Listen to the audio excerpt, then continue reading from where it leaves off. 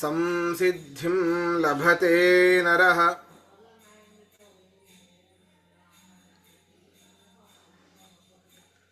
ಸ್ವಕರ್ಮ ನಿರತಃ ಸಿದ್ಧಿಂ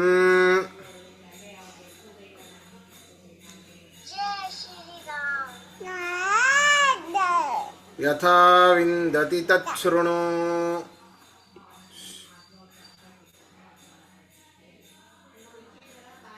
ಮನುಷ್ಯ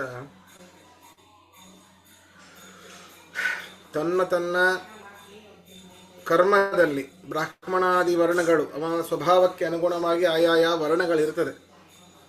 ಅದಕ್ಕೆ ಅನುಗುಣವಾಗಿ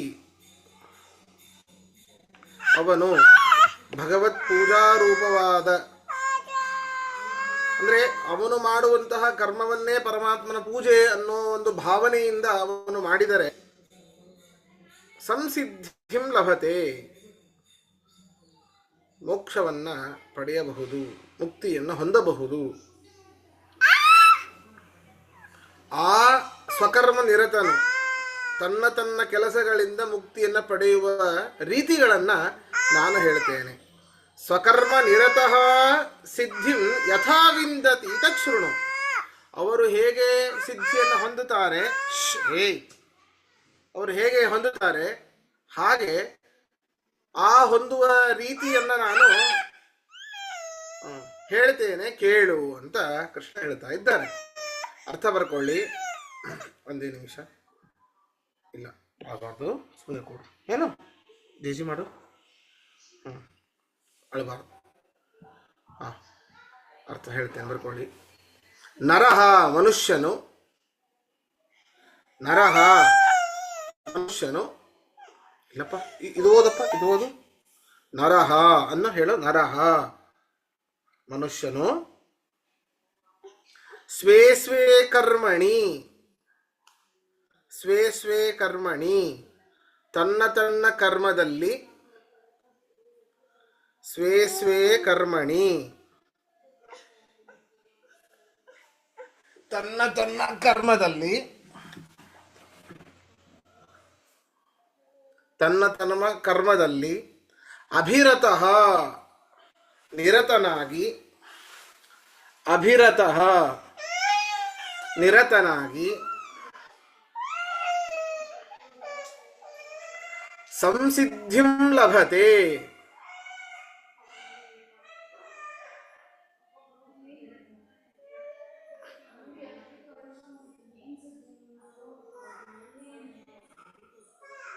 ಸಂಸಿದ್ಧಿಂ ಲಭತೆ ಮುಕ್ತಿಯನ್ನು ಪಡೆಯುತ್ತಾರೆ.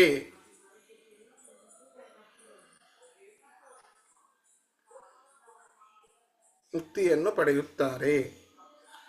ಸ್ವಕರ್ಮ ನಿರತಃ,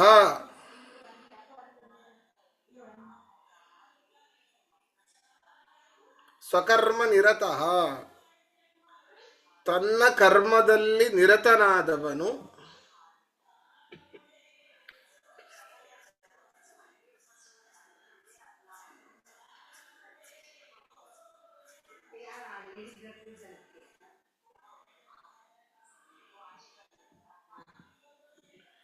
ನಿರತನು ಯಥಾ ಸಿದ್ಧಿಂ ವಿಂದತಿ, ಯಥಾ ಸಿದ್ಧಿಂ ವಿಂದತಿ ಮುಕ್ತಿಯನ್ನ ಪಡೆಯುವ ಬಗೆಗಳನ್ನು, ಮುಕ್ತಿ ಪಡೆಯುವ ಬಗೆಗಳನ್ನು, ಮುಕ್ತಿ ಪಡೆಯುವ ಬಗೆಗಳನ್ನು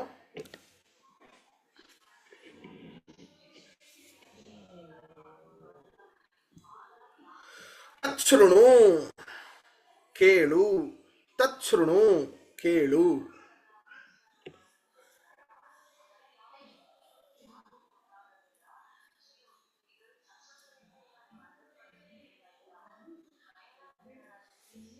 ಅರ್ಥಯ ಪ್ರಶ್ನೆ ಇದ್ರೆ ಕೇಳಿ.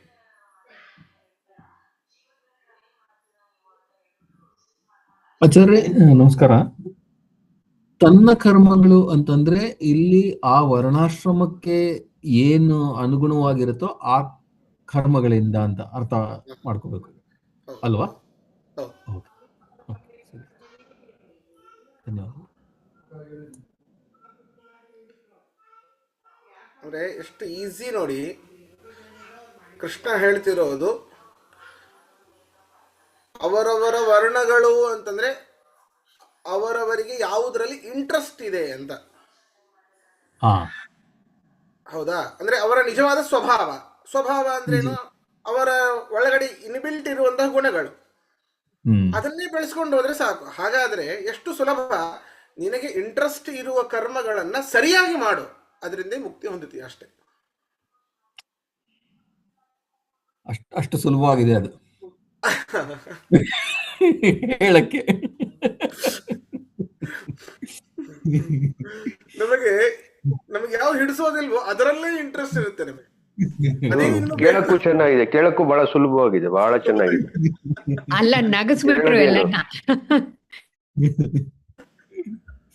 ನಮಸ್ಕಾರ ಆಚಾರ್ಯ. ನಮಸ್ಕಾರ. ಕೃಷ್ಣನ್ ಮಾತು ವೇದವಾಕ್ಯವೇ.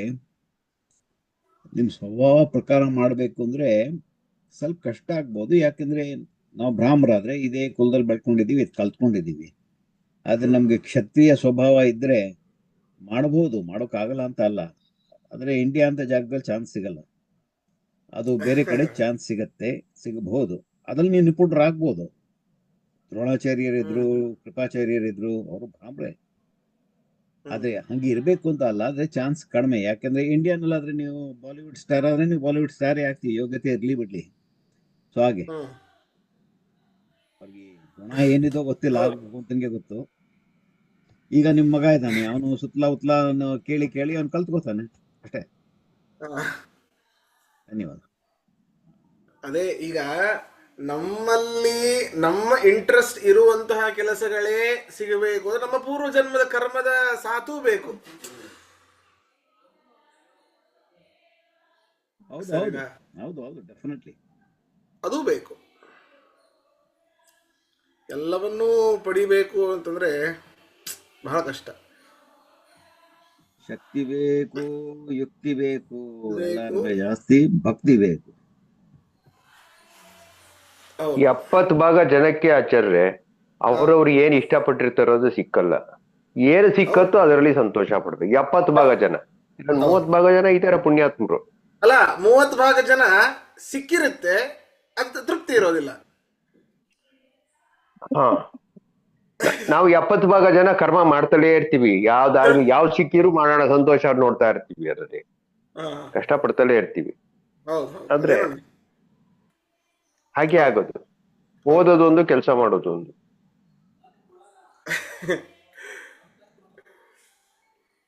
ಸರಿ, ಮುಂದೆ ಹೋಗೋಣ.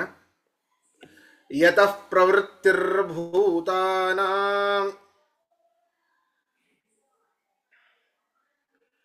ಯೇನ ಸರ್ವಮಿದಂ ತತಂ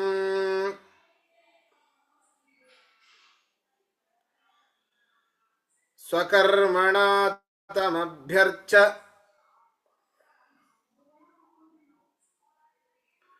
ಸಿದ್ಧಿಂ ವಿಂದತಿ ಮಾನವಃ.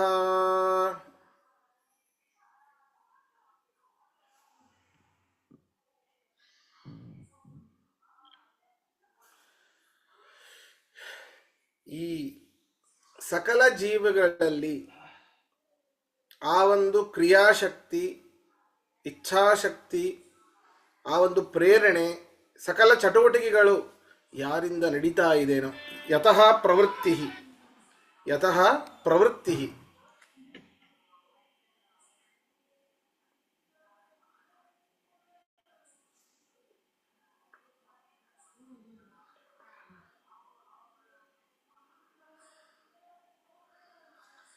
ಯತಃ ಪ್ರವೃತ್ತಿ, ಯಾರ ದಶೆಯಿಂದ ಭೂತಾನಾಂ ಪ್ರವೃತ್ತಿ, ಎಲ್ಲ ಜೀವಿಗಳಲ್ಲಿ ಚಟುವಟಿಕೆ ಉಂಟಾಗುತ್ತೋ, ಸರ್ವಮಿದಂ ಏನ ತತಂ, ಇಡೀ ಜಗತ್ತೆಲ್ಲವೂ ಕೂಡ ಯಾರಿಂದ ವ್ಯಾಪ್ತವಾಗಿದೆಯೋ. ಬಹಳ ಕಷ್ಟ ರೀ. ಎಲ್ಲದರಲ್ಲೂ ಪರಮಾತ್ಮನ ಕಾಣಲಿಕ್ಕೆ ಹೇಗೆ ಸಾಧ್ಯ? ನಾವು ಕೆಲವೊಮ್ಮೆ ಪರಮಾತ್ಮನ ಮೂರ್ತಿಗಳಲ್ಲೇನೆ ಸರಿಯಾಗಿ ಪರಮಾತ್ಮನ ಕಾಣೋದಿಲ್ಲ ನಾವು.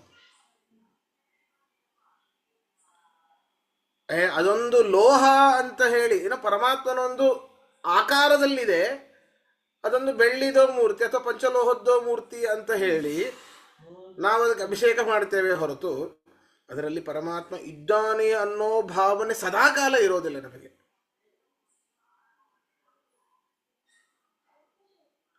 ಅಂದರೆ ಪರಮಾತ್ಮನ ಆಕಾರ ಇರುವಂತಹ ಮೂರ್ತಿಗಳಲ್ಲೇನೆ, ಅದನ್ನು ಹೊರತುಪಡಿಸಿ, ಅದರಲ್ಲೊಂದು ವಿಶೇಷ ಕಾಣಲೇಬೇಕು, ಅದನ್ನು ಹೊರತುಪಡಿಸಿ ಉಳಿದ ಎಲ್ಲ ಪದಾರ್ಥಗಳಲ್ಲಿ ಪರಮಾತ್ಮನನ್ನು ಕಾಣುವುದು ಅಂದರೆ ಯಾವ ಪರಮಾತ್ಮನ ಆಕಾರಗಳೇ ಇರೋದಿಲ್ಲ ಅವುಗಳಲ್ಲಿ.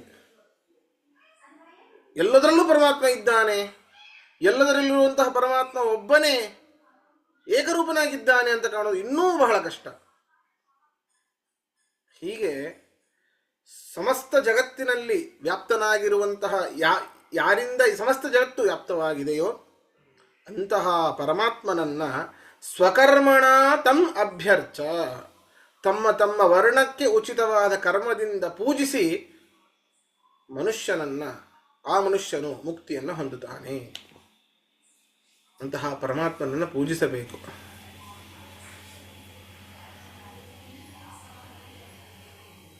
ಇದು ಪ್ರಹ್ಲಾದರಾಜರಲ್ಲಿ ಇತ್ತು. ಎಲ್ಲದರಲ್ಲೂ ಪರಮಾತ್ಮನನ್ನು ಕಾಣುವುದು, ಎಲ್ಲದರಲ್ಲಿರುವಂತಹ ಪರಮಾತ್ಮ ಒಬ್ಬನೇ ಅನ್ನುವಂತಹ ಏಕೋಭಾವನೆಯಿಂದ ಅವನನ್ನು ಧ್ಯಾನ ಮಾಡುವುದು. ಸುಮ್ಮನೆ ಸುಮ್ಮನೆ ನಗು ಒಮ್ಮಿಂದೊಮ್ಮಲಿಗೆ, ಸುಮ್ಮನೆ ಸುಮ್ಮನೆ ಅಳೋದು, ಸುಮ್ಮನೆ ಕೂಡೋದಂತೆ, ಕೆಲವೊಮ್ಮೆ ಉಸಿರನ್ನು ತಗೊಳ್ಳೋದೇನೆ ಸುಮ್ಮನೆ ಕುಳಿತು ಧ್ಯಾನ ಮಾಡೋದಂತೆ, ಕೆಲವೊಮ್ಮೆ ಎದ್ದು ಕುಣಿತಾ ನಿಂತು ಬಿಡೋದು, ಕುಣಿತಾನೇ ಇರೋದು, ಪರಮಾತ್ಮನ ಗುಣಗಳನ್ನು ಚಿಂತನೆ ಮಾಡ್ತಾ ಕೆಲವೊಮ್ಮೆ ಜೋರಾಗಿ ಅಳೋದು.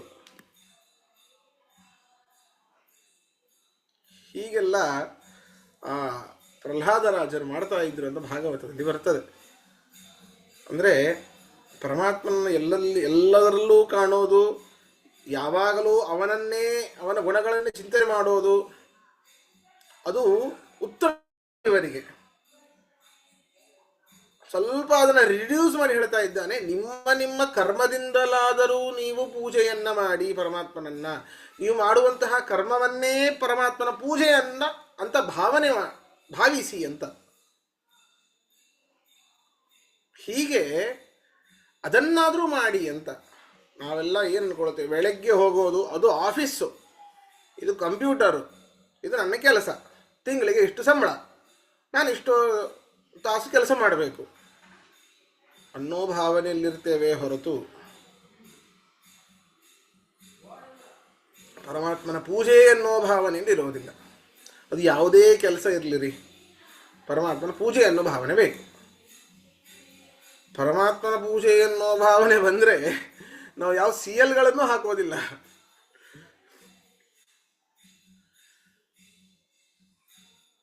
ಹೌದಾ?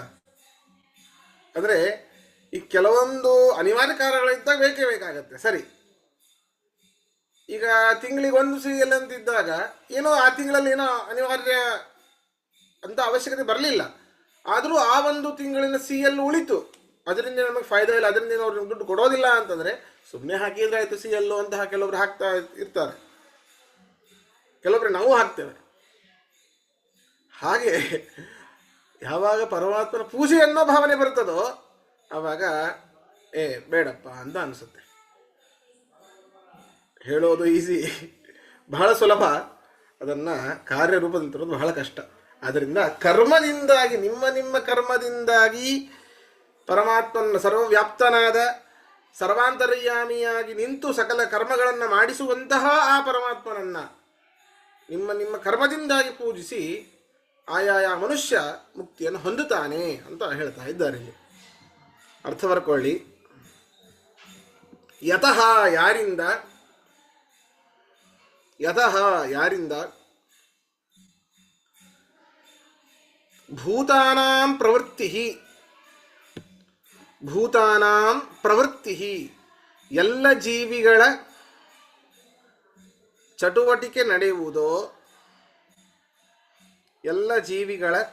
ಚಟುವಟಿಕೆ ನಡೆಯುವುದೋ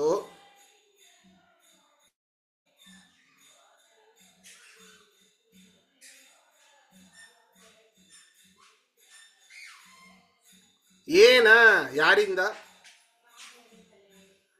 ಏನ ಯಾರಿಂದ,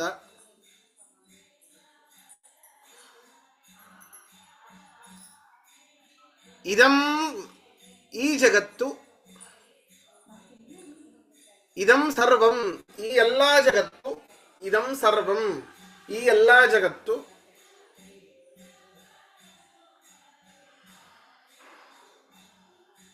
ತತಂ ವ್ಯಾಪ್ತವಾಗಿದೆಯೋ, ತತಂ ವ್ಯಾಪ್ತವಾಗಿದೆಯೋ,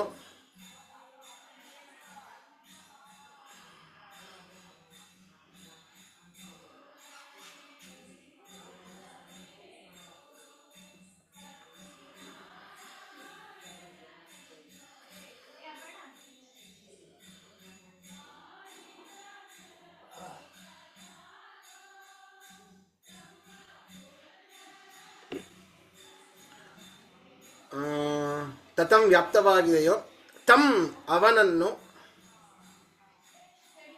ತಂ ಅವನನ್ನು,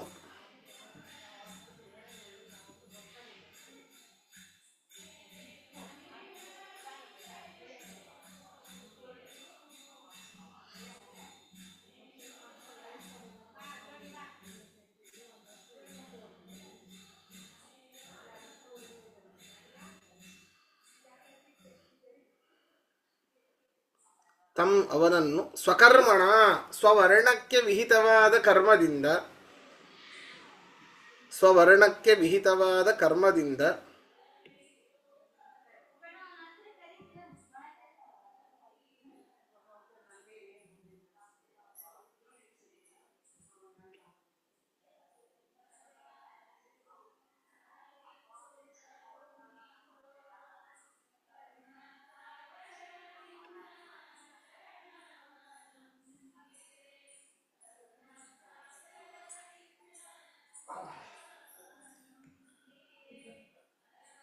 ಸ್ವಕರ್ಮಣ ಸ್ವರ್ಣ ಕರ್ಮದಿಂದ ಅಭ್ಯರ್ಚ ಪೂಜಿಸಿ, ಅಭ್ಯರ್ಚ ಪೂಜಿಸಿ,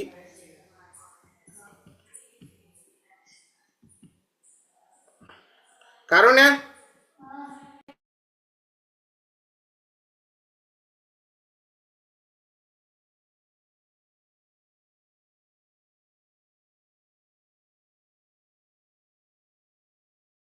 ಎಲ್ಲ ಅಡಿಗೆ ಪುಡಿ ಹಾಕಿ ಕುಡಿದ್ಬಿಟ್ಟೇನ ಉಟ್ಟು ಪಾಕೆಟ್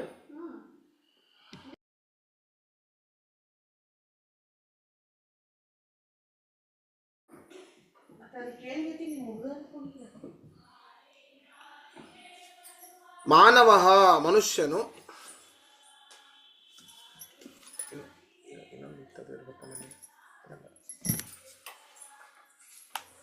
ಮಾನವ ಮನುಷ್ಯನು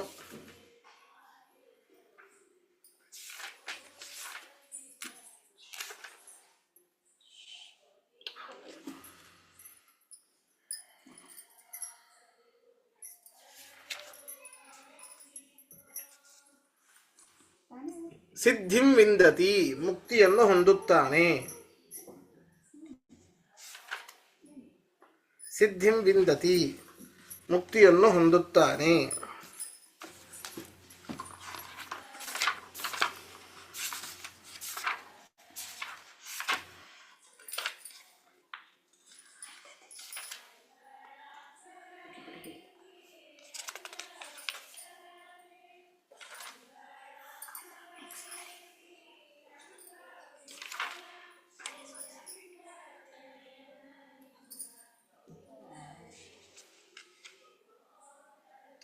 ಪ್ರಶ್ನೆ ಇದ್ರೆ ಕೇಳಿ.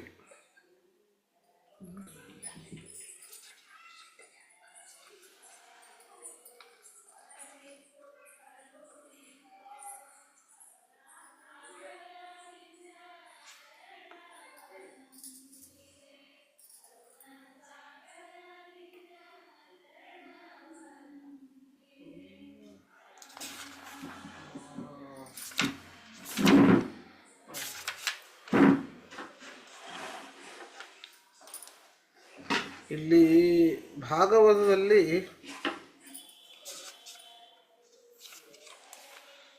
ಮೂರನೇ ಸ್ಕಂದ 27ನೇ ಅಧ್ಯಾಯದಲ್ಲಿ ಕಪಿಲ ಪರಮಾತ್ಮ ತನ್ನ ತಾಯಿಯಾದ ದೇವಹೂತಿಗೆ ಕೆಲವೊಂದು ಧರ್ಮಗಳನ್ನು ಉಪದೇಶ ಮಾಡ್ತಾನೆ. ಅಂದರೆ ಅವರವರ ವರ್ಣಕ್ಕೆ ಉಚಿತವಾಗಿ ಇರುವಂತಹ ಧರ್ಮದ ಉಪದೇಶವನ್ನು ಅವರು ಮಾಡ್ತಾನೆ. ಅಲ್ಲಿ ಅದ್ಭುತ ಹೇಳಿದ್ದಾರೆ. ಅಂದರೆ ಹೇಗೆ ಯಾವ ಯಾವ ಬ್ರಾಹ್ಮಣನು ಹೇಗೆ ಬದುಕಬೇಕು ಅದರ ಬಗ್ಗೆ ಇದರಲ್ಲಿ ಇದೆ. ನಾನು ಓದಿದ್ದೀನಿ.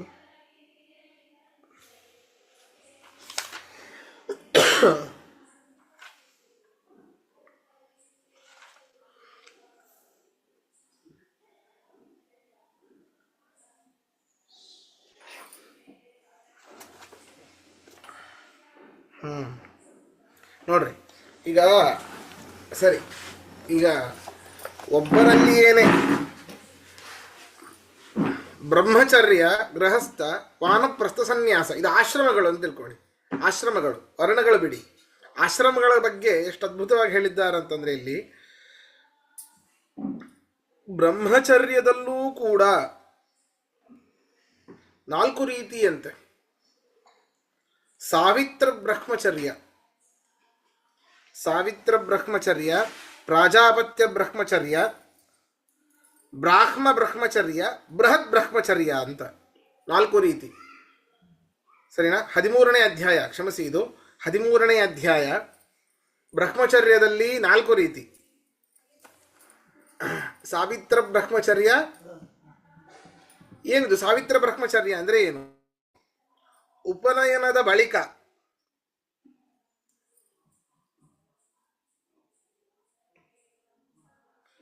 ಗುರುಕುಲವಾಸ ಮಾಡಬೇಕು. ಆ ಗುರುಕುಲವಾಸಕ್ಕೆ ಹೋಗಬೇಕು ಅಂತಂದ್ರೆ ಅವನು 3 ದಿನ ನಿರಂತರವಾಗಿ ಊಟದ ಹೊತ್ತು ಎಲ್ಲವನ್ನೂ ಬಿಟ್ಟು, ಊಟದ ಹೊತ್ತು ಆ ಕೆಲವೊಂದನ್ನು ಬಿಟ್ಟು ಉಳಿದೆಲ್ಲವೂ ದಿನ 3 ದಿನ ಎಲ್ಲ ಹೊತ್ತು ಅವನು ಗಾಯತ್ರಿ ಜಪವನ್ನು ಮಾಡಬೇಕು. ಗುರುಕುಲಕ್ಕೆ ಹೋಗ್ಲಿಕ್ಕೆ ಅವನಿಗೆ ಅಧಿಕಾರ ಬರ್ತದೆ. ಸುಮ್ಮನೆ ಉಪನಯನ ಆದ ತಕ್ಷಣ ಗುರುಕುಲಕ್ಕೆ ಹೋಗಿ ಹಾಕೋದಲ್ಲ. ಇದು ಸಾವಿತ್ರ ಬ್ರಹ್ಮಚರ್ಯ.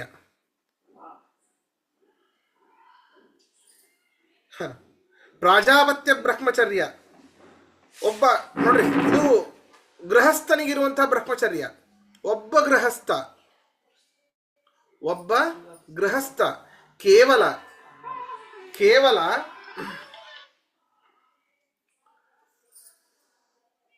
ಮಕ್ಕಳನ್ನ ಪಡೆಯುವುದಕ್ಕಾಗಿ ಹೆಂಡತಿಯೊಡನೆ ಮಾಡುವಂತಹ ಸಂಘ, ಇದು ಪ್ರಾಜಾಪತ್ಯ ಬ್ರಹ್ಮಚರ್ಯ.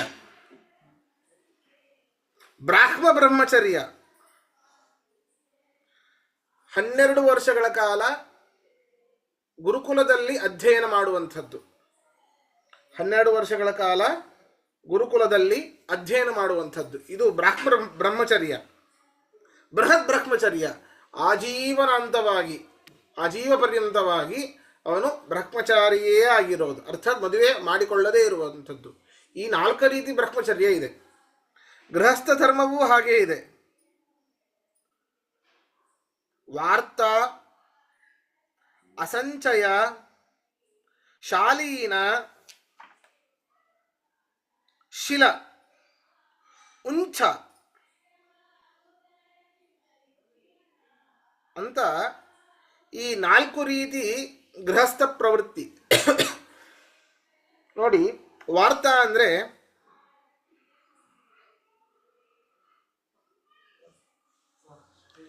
ಬೇರೆ ಬೇರೆ ಮನೆಗಳಿಗೆ ಹೋಗಿ ಭಿಕ್ಷೆಯನ್ನ ಬೇಡಿ ಆ ದಿನಕ್ಕೆ ಎಷ್ಟು ಬೇಕೋ ಅಷ್ಟು ಧಾನ್ಯ ಸಂಗ್ರಹಣೆ ಮಾಡಿ ತಂದು ಆ ದಿನವೇ ಮುಗಿಸುವಂಥದ್ದನ್ನ ವಾರ್ತಾ ಪದ್ಧತಿ ಅಂತ ಕರಿತೇವೆ.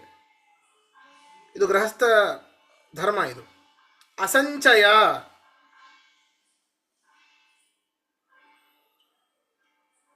ಇದು ಅಷ್ಟೇ. ಅಂದು ಸಂಪಾದಿಸಿದ್ದನ್ನ ಅಂದೇ ಉಂಡು ಮುಗಿಸಬೇಕು. ಸರಿನಾ? ಇದು ಅಸಂಚಯ ಪ್ರವೃತ್ತಿ. ಶಾಲೀನ ಅಂದ್ರೆ 1 ವರ್ಷಕ್ಕೆ ಎಷ್ಟು ಬೇಕೋ ಅಷ್ಟನ್ನ ಸಂಗ್ರಹ ಮಾಡಿ, ಬರೀ 1 ವರ್ಷಕ್ಕೆ ಎಷ್ಟು ಬೇಕೋ ಅಷ್ಟನ್ನ ಮಾತ್ರ ಸಂಗ್ರಹ ಮಾಡಿ ಜೀವಿಸುವಂತಹ ಪ್ರವೃತ್ತಿ. ಇದು ಶಾಲೀನ ಪ್ರವೃತ್ತಿ. ನಾವೆಲ್ಲ ಅದೇ ರೀತಿ ಮಾಡ್ತೇವೆ ಅಂತ ಅನಿಸುತ್ತೆ. ಇನ್ನಿಲ್ಲ ಬಿಡಿ, ನಮ್ಮ ಮಕ್ಕಳಿಗೆ ಮೊಮ್ಮಕ್ಕಳಿಗೆ ಎಲ್ಲ LIC ಪಾಲಿಸಿ ಎಲ್ಲ ಮಾಡಿರ್ತೇವೆ. ಆದರೆ ಧಾನ್ಯ ಸಂಗ್ರಹಾದಿಗಳನ್ನು ಮಾಡುವಂಥದ್ದು ಒಂದು ವರ್ಷಕ್ಕೆ ಇಷ್ಟೊಂದು ಹಾಕಿಸಿಬಿಡ್ತೇವೆ. ವರ್ಷಕ್ಕೊಮ್ಮೆ ಕೆಲವು ನಮ್ಮ ಮನೆಯಲ್ಲೆಲ್ಲ ಹಾಗೆ ಮಾಡ್ತೇವೆ. ಅಕ್ಕಿ ಚೀಲ ಎಲ್ಲ ತಗೊಳ್ಳೋದು, ಒಂದೊಂದು ವರ್ಷಕ್ಕೆ ಹಾಕಿಸ್ಬಿಡೋದು. ಹೀಗೆ ಬರೀ ಧಾನ್ಯಗಳನ್ನ ಅಂತ ಹೇಳಿದಾಗ ಹೇಳಿ ಫಣಿರಾಜರೇ. ಏನಿಲ್ಲ, ನಾವೆಲ್ಲ ತಿಂಗ್ಳಿಗೆ ತರ್ತೀವಿ ಅಷ್ಟೇ ಆಚಾರ್ಯ. ಹೌದಾ? ಅಲ್ಲ, ಮೊದ್ಲೆಲ್ಲ ವರ್ಷಕ್ಕೆ ತರ್ತಿದ್ವಿ, ಇವಾಗ ತಿಂಗಿ. ಇವಾಗ ಜಾಗನೇ ಇರೋದಿಲ್ಲ ಬೆಂಗಳೂರು ಸಿಟಿನಲ್ಲಿ. ಅಲ್ಲ, ಅಷ್ಟೇ ದುಡ್ಡಿನಲ್ಲಿ ತಿಂಗ್ಳಿಗೆ ತರ್ತೀವಿ. ಅಲ್ಲ, ಅದು ನಿಜ. ಹೌದು. ಇನ್ನೊಂದು ಉಂಚ ಅಂತ, ಶಿಲಾ ಅಂದ್ರೆ ಈ ಬೇಸಾಯಗಾರರು ಹೊಲದಲ್ಲಿ ಏನದನ್ನ ಕಟಾವು ಮಾಡಬೇಕಾದ್ರೆ ಬಿದ್ದಂತಹ ಧಾನ್ಯಗಳಿರ್ತದೆ, ಆ ಧಾನ್ಯಗಳನ್ನು ಹಕ್ಕಿಯೆಲ್ಲ ತಿಂದ ಮೇಲೆ ಉಳಿದ ಧಾನ್ಯಗಳನ್ನ ಅಗರಿಸಿ ತಂದು ಜೀವನ ಮಾಡುವಂಥದ್ದು. ಇದು ಶಿಲಾಗೃಹಸ್ಥ ವೃತ್ತಿ. ಶಿಲಾಂಚಿ. ಹಿಂದೆ ಶಿಲಾಂಚನ ಅಂತ ಹೇಳಿದ್ರಲ್ಲ, ಇದೇ ತಾನೆ? ಹೌದು, ಇದೆ. ದ್ರೋಣಾಚಾರ್ಯ ಮಾಡಿದ್ದು. ದ್ರೋಣಾಚಾರ್ಯರು. ದ್ರೋಣಾಚಾರ್ಯ, ಹೌದು. ಆಮೇಲೆ ಶಿಲಾಂಚ ವೃತ್ತಿ. ಸುಧಾಮರು ಹೀಗೆ ಇದ್ರು.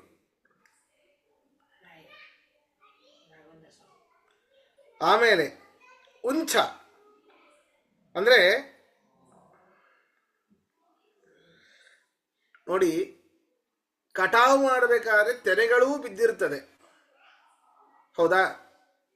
ಈ ಶಿಲಾ ಎನ್ನುವಂತಹ ಗೃಹಸ್ಥ ವೃತ್ತಿಯಲ್ಲಿ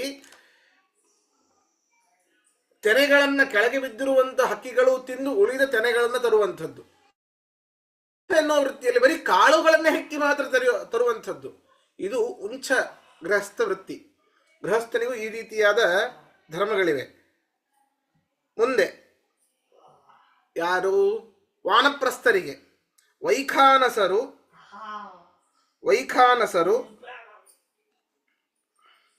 ಫೇನಪರು, ವಾಲಖಿಲ್ಯ,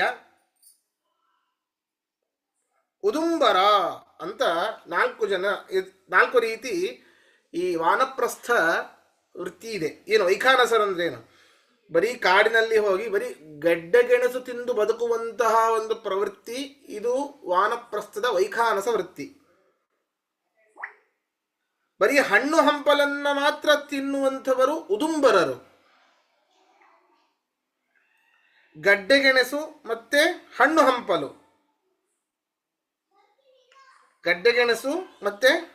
ಹಂಪಲು, ಎರಡನ್ನೂ ತಿನ್ನುವಂಥವರು ವಾಲಖಿ. ಬರೀ ಕರುಗಳು ಏನು ಗೆಡ್ಡೆ ಗೆಣಸು ಹಣ್ಣು ಹಂಪಲ ತಿನ್ನೋರು ವಾಲಖಿಲ್ಯರು. ಬರೀ ಈಗ ಕರುವು ತನ್ನ ತಾಯಿಯ ಕೆಚ್ಚಲಿಗೆ ಬಾಯಿ ಹಚ್ಚಿ ಹಾಲನ್ನು ಕುಡಿದಿರ್ತದೆ. ಆ ಕರುವಿನ ಬಾಯಿಗೆ ಏನು ಆ ಒಂದು ಹಾಲಿನ ನೊರೆ ಹತ್ತಿರ್ತದೋ ಆ ನೊರೆಯನ್ನ ತಿಂದು ಬದುಕುವವರು ಫೇನಪರು. ಅದರಿಂದ ಏನು ಹೊಟ್ಟಿತ್ತು ಹೇಳ್ರಿ? ಫೇನ ಅಂತಂದ್ರೇನೆ ನೊರೆ, ಬುರುಗು ಅಂತ ಅರ್ಥ. ಫೇನ ಅಂತ, ಫೇನಪ, ಫೇನಂ ಪಿಬಂತಿ ಇತಿ ಫೇನಪಾಹ. ಆ ನೊರೆಯನ್ನು ಕುಡಿತಾರೆ, ನೊರೆಯನ್ನು ತಿಂತಾರೆ.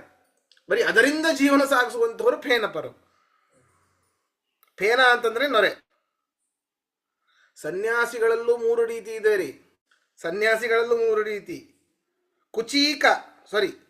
ಕುಟೀಚಕ ಸನ್ಯಾಸಿಗಳು, ಆಮೇಲೆ ತ್ರಿದಂಡಿಧಾರಿಗಳು,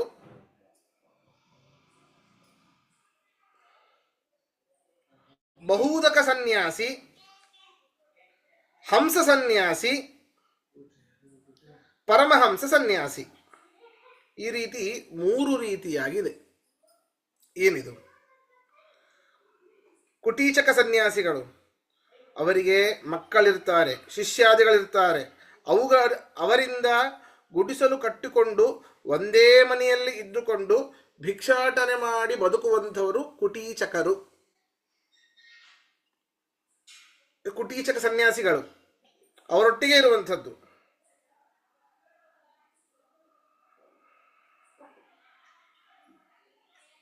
ಆಮೇಲೆ ಬಹುದಕ ಸನ್ಯಾಸಿ ಪ್ರತಿದಿನ ಭಿಕ್ಷೆಯನ್ನು ಬೇಡುವಂಥದ್ದು. ಎಷ್ಟು ಮನೆ? ಬರೀ 7 ಮನೆ. ಬರೀ 7 ಮನೆಗೆ ಭಿಕ್ಷೆ ಬೇಡಬೇಕು. 7 ಮನೆಯಲ್ಲಿ ಎಷ್ಟು ಸಿಗುತ್ತೋ ಅಷ್ಟೇ ಅವರಿಗೆ ಅವತ್ತಿನ ಆಹಾರ. ಸರಿನಾ? ಆದ್ದರಿಂದ ಅದನ್ನ ಬಿಟ್ಟು ಇನ್ನು ಹೆಚ್ಚಿನ ಮನೆಯನ್ನು ಕೇಳಬಾರದು. ಅವರು ಕುಟೀಚಕರು. ತ್ರಿದಂಡಧಾರಿಗಳಿರ್ತಾರೆ. ಅಂದ್ರೆ ಕಾವಿ ಶಾಟಿ ಇರ್ತದೆ, ಶಿಖೆ ಇರ್ತದೆ, ಯಜ್ಞೋಪವೀತ ಇರ್ತದೆ. ಅವರು 3 ದಂಡವನ್ನ ಧಾರಣೆ ಮಾಡಿರ್ತಾರೆ. 3 ದಂಡವನ್ನು ಸೇರಿ ಅದಕ್ಕೊಂದು ಜನಿವಾರವನ್ನ ಸುತ್ತಿ, ಅವರ ಜನಿವಾರ ಸುತ್ತಿ ಅದನ್ನ ಧಾರಣೆ ಮಾಡ್ಕೊಂಡಿರ್ತಾರೆ. ಅವರು ತ್ರಿದಂಡಧಾರಿ ಸನ್ಯಾಸಿಗಳು. ಹಂಸ ಸನ್ಯಾಸಿ ಇವರು ಕಾವಿ ಶಾಟಿ, ಶಿಖಾ, ಯಜ್ಞೋಪವೀತ, ಇವರು ಏಕದಂಡ ಸನ್ಯಾಸಿಗಳು. ಮತ್ತೆ ಪರಮಹಂಸರು ಇವರಿಗೆ ಹಂಸ ಸನ್ಯಾಸಿಗಳು ಈ ಹೆಂಡತಿಯ ಒಟ್ಟಿಗೆ ಇರಬಹುದು, ಬರೀ ಹೆಂಡತಿಗೆ ಇರುವಂಥದ್ದಷ್ಟೇ, ಹೌದಾ? ಅದರಲ್ಲಿ ಸಂಘವನ್ನ ಎಲ್ಲ ಮಾಡುವ ಹಾಗಿಲ್ಲ. ಆದರೆ ಪರಮಹಂಸ ಸನ್ಯಾಸಿಗಳಿಗೆ ಯಾವುದೂ ಇರಬಾರದು. ಮದುವೆ ಹಿಂದೆ ಆಗಿರಬಹುದು ಪೂರ್ವಾಶ್ರಮದಲ್ಲಿ, ಈ ಆಶ್ರಮದಲ್ಲಿ ಮದುವೆ ತಗೊಂಡಾಗ ಎಲ್ಲರಿಂದ ದೂರ ಇರುವಂಥವರು ಪರಮಹಂಸ ಸನ್ಯಾಸಿಗಳು. ಅದು ನಮ್ಮ ಮಧ್ವಾಚಾರ್ಯರು ಹಾಕಿಕೊಟ್ಟಿರುವಂತಹ ರೀತಿ. ಈ ವರ್ಣಗಳು ಅಂತ ಬಂದ ನನಗೆ ಮೊನ್ನೆ ಹೇಳಬೇಕು ಅಂತ ಬಹಳ ಇತ್ತು. ಇದನ್ನು ಅದಕ್ಕೆ ಸಮಯ ಸಿಕ್ತು ಅಂತ ಹೇಳಿದೆ. ಇದರಲ್ಲಿ ಮತ್ತೇನಾದ್ರು ಪ್ರಶ್ನೆ ಇದ್ದರೆ ನಾಳಿನ ಪಾಠದಲ್ಲಿ ಕೇಳಿ. ಸಮಯ ಆಗಿದೆ. ಶ್ರೀಕೃಷ್ಣ ಅರ್ಪಣಮಸ್ತು, ಮಧ್ವೇಶ ಅರ್ಪಣಮಸ್ತು.